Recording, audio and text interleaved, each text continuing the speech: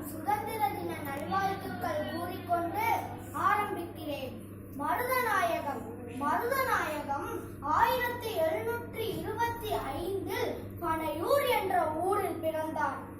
1750 முதல் 1764 வரை நடந்த சுமார் 14 ஆண்டுகள் நடந்த போர்களில் பங்கு பெற்று மாவீரனாக திகழ்ந்தார்.